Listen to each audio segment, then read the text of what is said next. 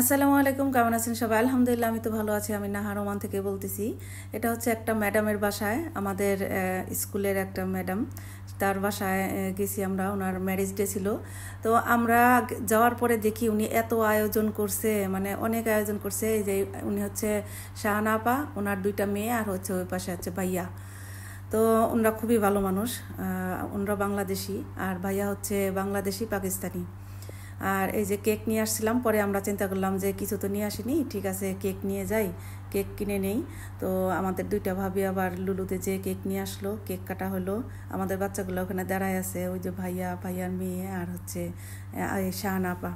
অনেক কিছু আয়োজন করছে, এই যে এখানে মিষ্টি আছে, তারপর হচ্ছে রায়তা করছে, আবার আর একটা ভাবি হচ্ছে রসমালাই নিয়ে গেছে।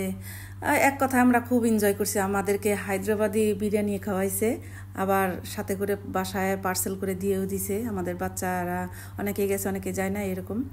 তো আলহামদুলিল্লাহ খুবই সুন্দর সময় পার করলাম।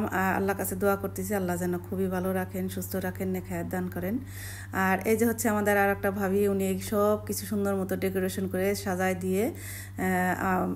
দিছে। এরপর আমি হচ্ছে ভিডিও করছি।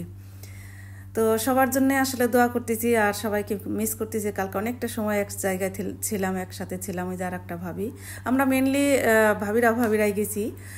এরকম ভাইয়েরা কেউ যায় নাই, কিন্তু সবার জন্য খাবার পাঠাই দিছে। আর এইরকম সুন্দর ঘন গাঢ় চা, আর এটা হচ্ছে একটা পিঠা, আর একটা ভাবি নিয়ে গেছে। আর এই যে হচ্ছে আমাদের শাহানাফা। সবাই ওনার জন্য দোয়া করবেন, আল্লাহ যেন অনেক ভালো করেন, এই আর কি। আর বাসাটা খুবই সুন্দর, ওনার বাসা যে এত সুন্দর।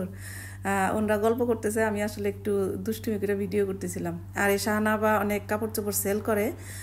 কেউ যদি চান, যারা ওমানে আছেন, তারা ওনার কাছ থেকে নিতে পারেন। আমি নিছি, আমি প্রায় 4টা নিয়ে আসছি, 2টা রেখে দিছি, আর 2টা ব্যাক করব।